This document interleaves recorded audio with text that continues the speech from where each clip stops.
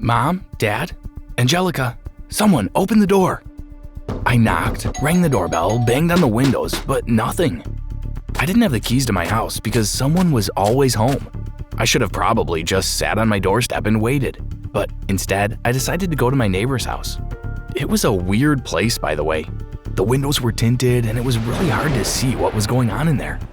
I'd only seen my neighbor, a middle-aged man, about 4 times. I supposed it was a good chance to go meet the guy. This decision changed my life and caused a whole bunch of crazy things to happen. Stick with me here because this is nuts. I knocked on my neighbor's door but heard nothing. I went to the window and heard some weird mumbling noises. I pressed my eyes on the glass to see what was making the noise, and I noticed that my neighbor was dressed in a black cloak, and he seemed to be performing some weird kind of ritual. Suddenly, he glanced at me and frowned. In a few seconds, he came to the front door and opened it. What are you doing here? What do you want? My house is locked and I can't get inside, so I figured I'd come to say hi. What are you doing? A magic ritual. You think I'm kidding, don't you? Well, come inside. I'm still an amateur, but I need someone to practice on. I don't know what persuaded me to get in. I should have just walked in the other direction, but I guess I was curious about what he was doing. I didn't even believe in magic. Maybe I just wanted to be entertained. His living room was the weirdest one I'd ever seen in my life. All the furniture was black and the walls were painted purple. He had stuffed dead animals all over the place. I was horrified. What's with all the animals? I'm a taxidermist, but part-time I'm a warlock. What's that? Like a witch, but male. You're really funny. What's your name anyway? You're really silly for assuming I'm joking. My name is Arthur. That's all you need to know. Now, come here and sit on this chair. I was beginning to feel a bit spooked out, and I honestly wanted to run away, but I felt like it would be safer just to listen to him. I sat on a chair and he drew a circle around it. Then he turned his back, muttered a few words, and threw an odd-smelling liquid on me. After that, he left the room. After just sitting there for a while, he returned and looked at me, confused. What are you still doing here? I can leave now? Yes. What did you do to me? Well, if the experiment went well, you'll be able to look any age you want. Just rub your thumb and your index finger together and think about what age you want to be. You should transform within a few seconds. I decided to try it in front of him. I thought about being 80 years old and rubbed my fingers together. And, ooh, there I was, with wrinkles all over. Arthur brought me a mirror so I could see myself. Oh my gosh, but how do I change back? Whoa, you really are a witch. Warlock, just rub your fingers together again and think about your actual age. I listened to him and turned back into my normal self. I was freaked out. Like, you seriously can't imagine how freaked out I was. I ran out of his house and went back to mine. The door was open and my mom was in the kitchen unpacking groceries. What's wrong, honey? You look like you've just seen a ghost. Nothing, Mom. I went to my room to try to figure out what to do with my new power. I rubbed my fingers and transformed myself into different ages while looking at myself in the mirror. It was a bit funny. Then I got a bright idea. See, there was this kid at school called Blake who kept picking on me, and I think he wanted to fight me the next day. The only person who knew about my feud with him was my best friend Julian.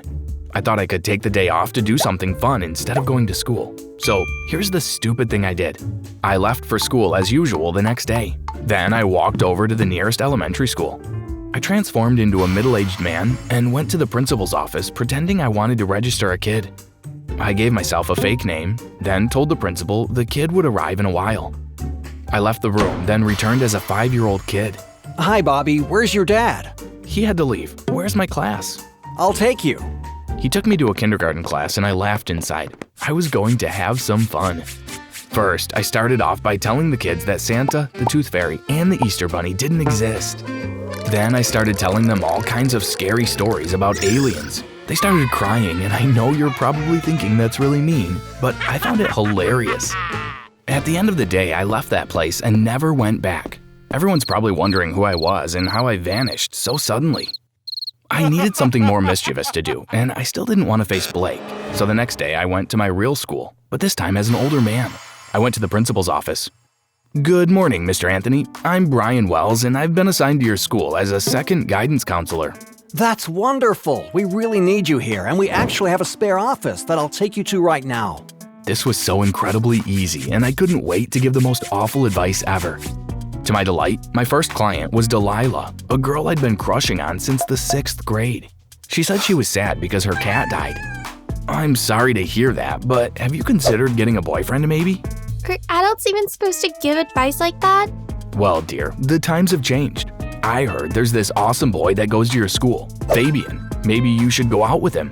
Are you really a professional? Definitely, and I solve 100% of people's problems. Trust me. She looked confused, but eventually left my office smiling. But nothing would have prepared me for my next client, Blake, the very person I was trying to avoid. My chemistry teacher sent me here because she says I have anger issues. Okay, Blake, and what do you think is causing that? Well, I have a crush on someone, but they don't seem to get the point. Have you tried speaking to them? No. What do you do then? Well, I make his life hell, basically. I'm always picking on him and threatening him. Oh, so it's a boy. I see. I paused, gulped, and froze. Was it me Blake was in love with? Blake, did you threaten to fight with him this week at school? Yeah. How'd you know? Well, I actually think I know who you're talking about, and my suggestion is that you focus on someone else. Also, you should not show affection by doing or saying hurtful things. That can sometimes have the opposite effect, okay? Okay. Can I leave now? This was weird as hell, as you can tell by now. But I wanted to see if Delilah would have taken my advice, so I switched back into my normal self and went to look for her. I found her next to her locker. Hey, Delilah. Hi, Fabian. Do you want to watch a movie with me this Saturday? She looked at me like she was hesitating for a while, then she answered, Okay. So you probably think I used my powers to get a date, but let me tell you, I wasn't satisfied, and the next thing I did will probably make you think I'm a real jerk. But anyway, I really wasn't in the mood to go to classes that day, so I changed back into my school counselor persona and went back to my office. After playing games on the computer for about an hour, the principal came in with Julian's mom. You remember Julian, right? My best friend?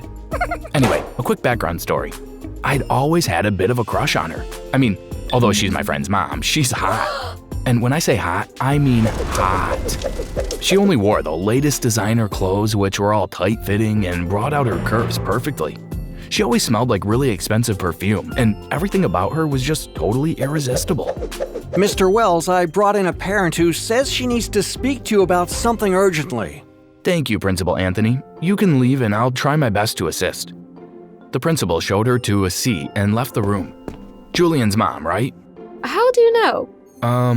Well, anyway, I'm here to talk to you about him. Lately, he's been so lazy.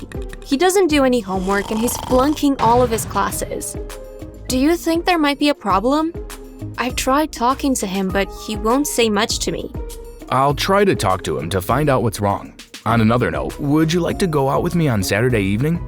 Well, that's weird of you to ask so soon, but, okay. It was only when Friday arrived that I realized I'd scheduled 2 dates for the same day. But before worrying about that, I decided to talk to Julian because I really didn't know that he was flunking all his classes. Hey Julian, is everything okay lately? Not really. What's wrong? Well, my mom got a new boyfriend, and he's really weird. I don't like him, and I miss my dad. I wish they never divorced. Well, they did what was best for them, and I'm sure that new boyfriend will be out of the picture soon. I smiled inside because I was going to make sure she fell for me so hard that she'd let that other guy go. Aren't I a good friend? So Saturday came and I sort of rushed my date with Delilah because I was more excited about meeting Julian's mom later. Don't get me wrong though, Delilah looked really cute and I made sure I got a goodbye kiss when our date was over. After that, I changed back into my middle-aged self and went to Julian's house to pick up his mom. She was stunning. She was wearing a tight-fitting red dress with a perfect necklace, earrings, and shoes to match. I told her that my car broke down, so I asked her if she could drive us. The truth was that I didn't even have a license, but whatever.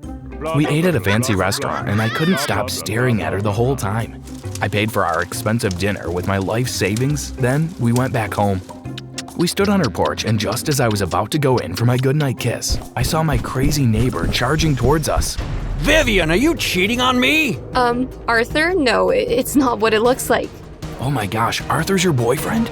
It's you, that stupid boy. I'll put another curse on you. You'll never be able to grow again. He stared at me and muttered something under his breath, and I transformed back into a teenage boy.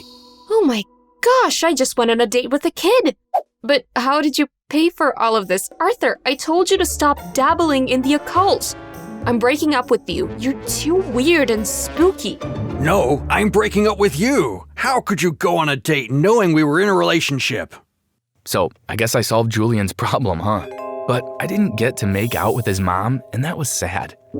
Anyway, instead of staying and listening to their argument, I walked home feeling worried, confused, but also a bit amused. It's been 10 years since that incident, and I still look the same as I did 10 years ago. I've tried so many things to look older, but I just can't. But somehow Delilah still likes me, and we're still going out. So maybe it's not all bad. But I'm staying away from all the weird neighbors from now on.